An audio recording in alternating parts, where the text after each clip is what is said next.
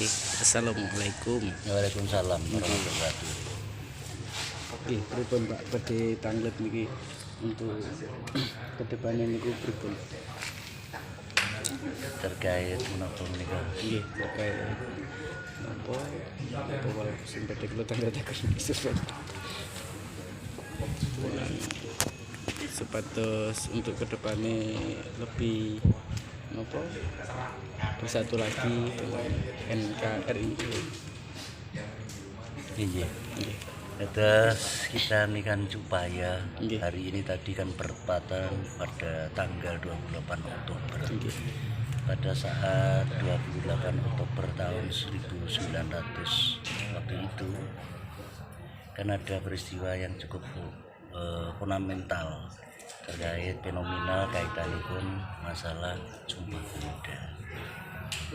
Dari pergerakan kebangkitan nasional diawali saking pendahulu-pendahulu waktu itu, akhirnya kan tanggal 28 Oktober 1928 waktu itu Bung Karno bersama kawan-kawan menyatu di dalam rangka kebinekaan. Jom Java, Jom Slaves, Jom Borneo, seluruh Indonesia nempak wonten Jakarta untuk ikrar bahwa kita adalah bangsa yang satu bahasa, satu bangsa, dan satu wilayah. Nah, dalam pernyataan itu kita momentum itu kan juga kita pakai untuk apa? Mudah-mudahan dari peristiwa politik beberapa saat tahun terakhir nampaknya kita ini kan sedikit ada pergeseran terkait dengan menuju ke era-era perpecahan. Nah, kita sebagai generasi muda, saya nggak memandang teman-teman saudara kita yang dari Papua, dari Batak, dari Bugis, dari Jawa, dari Kalimantan maupun dari daerah-daerah yang lain, kita itu kan satu kelompok. Nah, itu kebinekaan NKRI. Nah, ini kan kita coba untuk kita angkat kembali di dalam rangka menuju kepada proses regenerasi agar generasi yang akan datang selalu ingat pendiri bangsa Bung Karno dan Bung Hatta selalu mengingatkan kita bahwa bangsa kita itu adalah bangsa besar. Waktu itu dengan semboyan Bung Karno, berilah saya 10 pemuda, akan saya rubah dunia. Artinya apa? Dengan 10 pemuda, Bung Karno siap untuk merubah dunia. Generasi muda hari ini, cara berpikirnya kan sudah nampak bergeser. Kalau yang dulu bersatu berjuang di dalam merebut kemerdekaan, hari ini rata-rata mereka sudah lupa tentang jati diri kita. Nasionalisme kita ini kan sudah mulai luntur, terlalu mengedepankan budaya-budaya orang luar kita. Padahal kita ini kan punya budaya yang adiluhung. Coba kalau kita melihat Rampak 9, kita lihat tarian di Borneo, di Kalimantan Tengah, kita lihat joget bumbung, joger, kita lihat tari bangsa kita di Jawa. Ini kan keanekaragaman. Lah keanekaragaman ini kan perwujudan kita. Nah, ayo kita jaga terus. Agar apa ya? Rasa persatuan kesatuan ini. Apalagi hari ini sudah mulai terasa sedikit ada kehangat-hangatan terkait dengan masalah politik.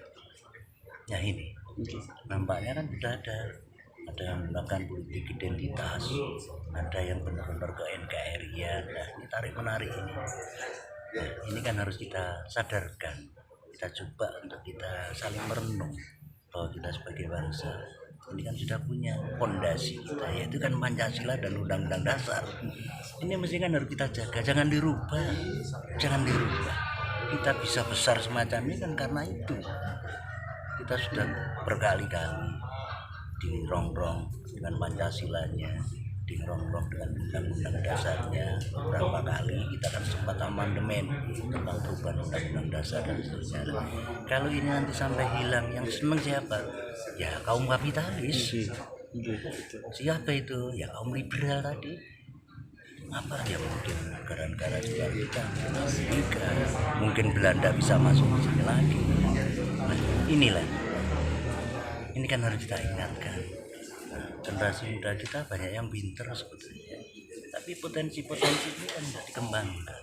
kita punya potensi tentang keanekaragaman tambang.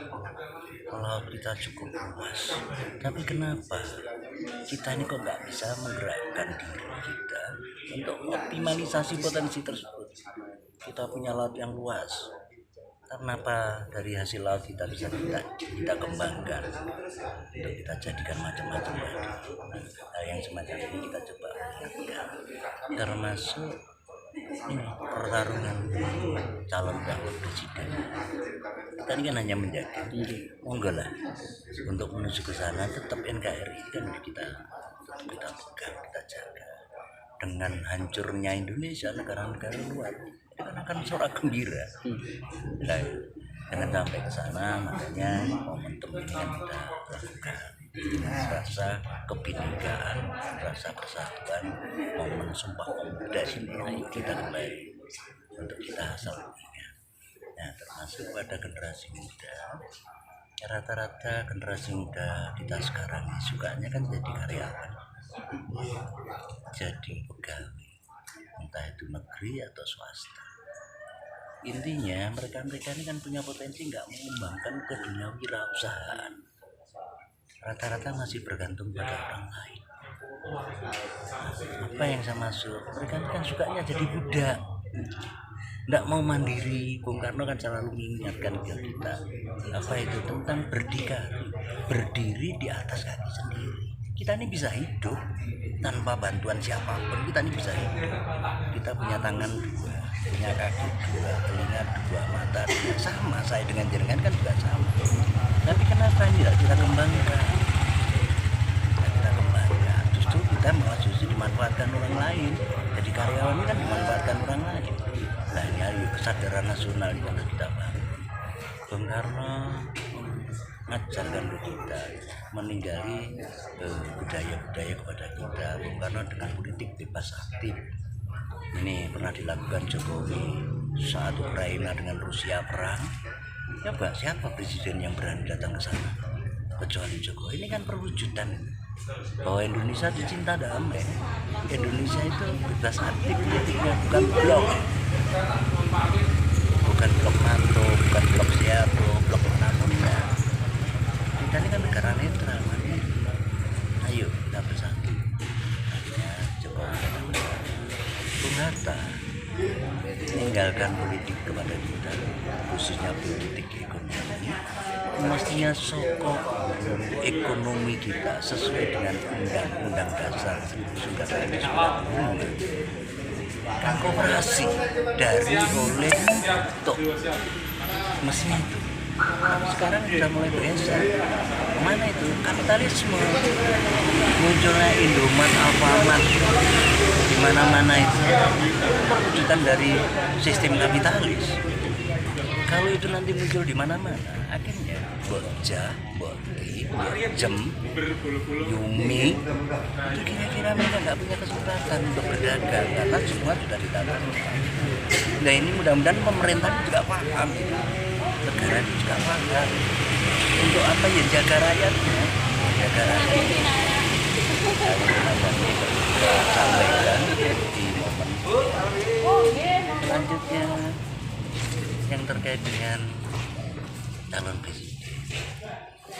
Saya sebagai rakyat jelata, saya sebagai mantan pengurus partai, khususnya di PD Perjuangan mantan saya kan sadar sesadar-sadarnya.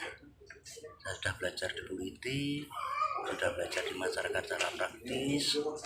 Saya kan tahu siapa kira-kira pemimpin yang layak. Ya kami, walaupun sementara masih berseberangan dengan yang ada di struktural partai, tapi karena saya memahami, bisa bicara rakyat kan bicara nurani.